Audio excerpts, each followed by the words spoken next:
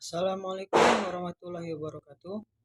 Perkenalkan, nama saya Ferry Saputra, NPM 2021020413, Prodi Hukum Tata Negara, kelas C. Saya akan menjelaskan sifat dan karakteristik hukum Islam, mata kuliah Filsafat Hukum Islam, dosen pengampu Hervin Yoki Pradikta, MHI. Yang pertama ada sempurna. Sempurna artinya utuh, lengkap segalanya. Kesempurnaan hukum Islam atau syariat dapat dilihat dengan diturunkannya syariat Islam dalam bentuk yang umum, mengglobal permasalahannya, kecuali hal-hal yang bersifat langgeng. Nas memuat prinsip-prinsip hukum terperinci, konkret, dan teknis.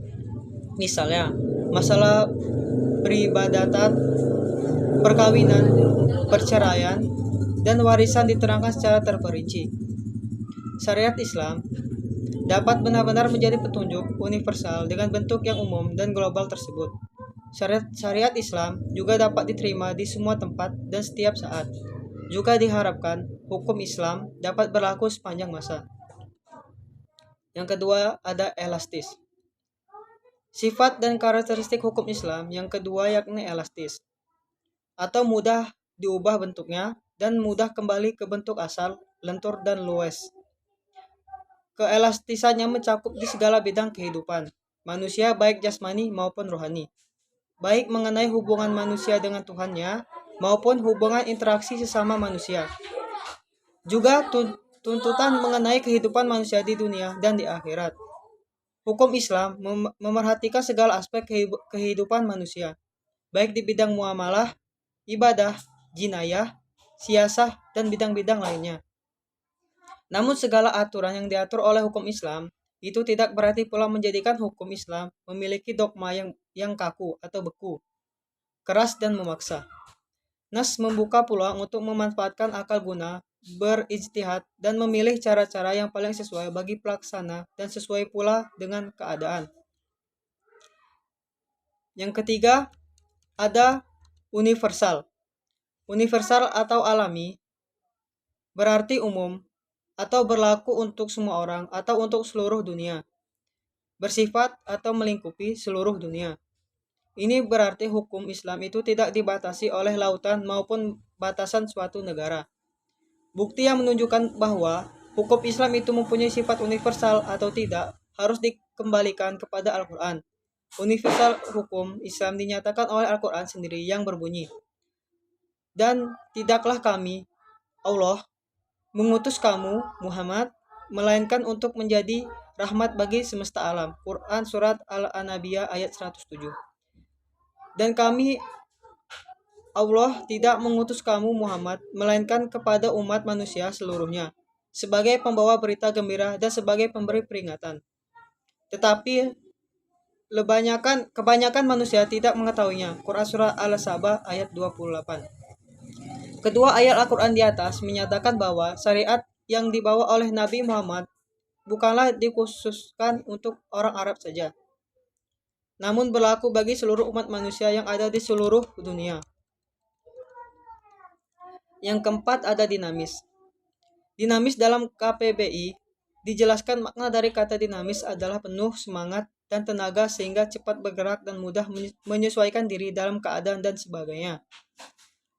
Kedinamisan hukum Islam terletak pada dasar-dasar yang menjadi dasar dan tiang pokok bagi hukum. Dasar-dasar dan pokok-pokok itulah yang menjadi sumbu kekuatan, kelemahan, kemudahan, dan kesukaran dalam menetapkan hukum Islam. Sesuai dengan tabiat manusia yang tidak menyukai beban yang membatasi kemerdekaannya, sehingga manusia memerhatikan beban hukum Islam dengan sangat hati-hati.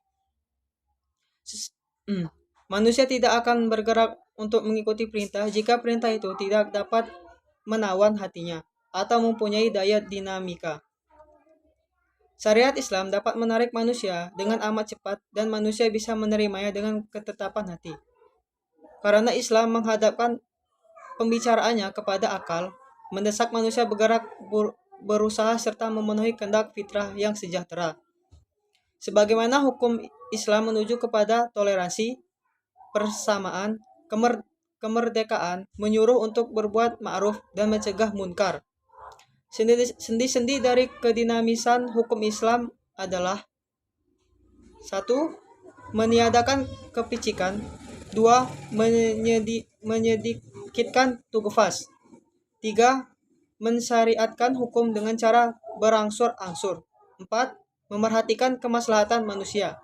5. Mewujudkan keadilan yang merata. Yang kelima ada sistematis. Syariat Islam bersifat sistematis, artinya ia mencerminkan sejumlah doktrinnya bertalian dan berhubungan di antara satu dengan yang lainnya secara logis. Beberapa lembaganya saling berhubungan satu dengan yang lain. Perintah sholat di dalam Al-Quran selalu diiringi dengan perintah menunaikan zakat, perintah untuk makan dan minum, diiringi dengan kalimat, tetapi jangan berlebih-lebihan. Demikian pula dengan lembaganya. Pengadilan dalam Islam tidak akan memberikan hukum potong tangan bagi pencuri bila keadaan masyarakat sedang kacau dan terjadi kelaparan. Tidak akan memberikan hukuman rajam bagi pezina dan kebiasaan berpakaian yang belum diterapkan sebagaimana yang dikehendaki oleh hukum Islam itu sendiri.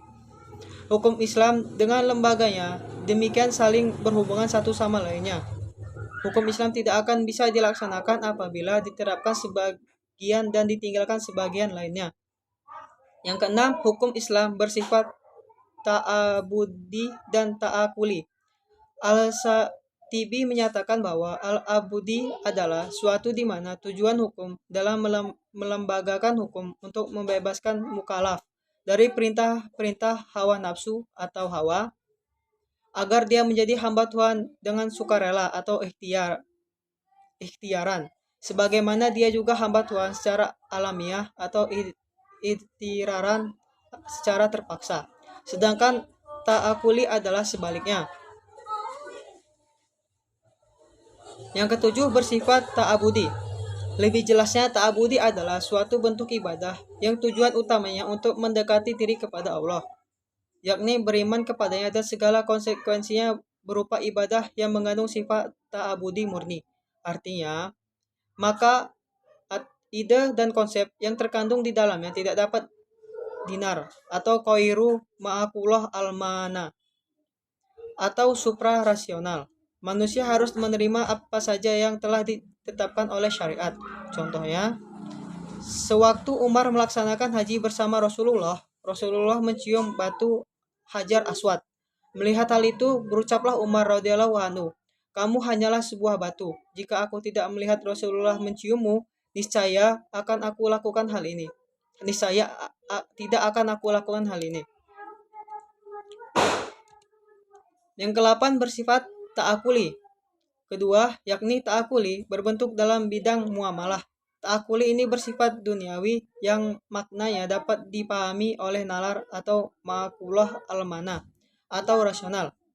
Maka manusia dapat melakukannya dengan bantuan nalar dan pemikiran manusia.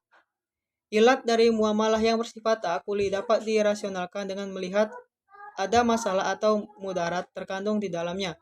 Sesuatu dilarang karena ada kemudaratan di dalamnya dan diperintahkan karena ada maslahat di dalamnya. Sekian penjelasan dari saya. Saya ucapkan terima kasih. Wassalamualaikum warahmatullahi wabarakatuh.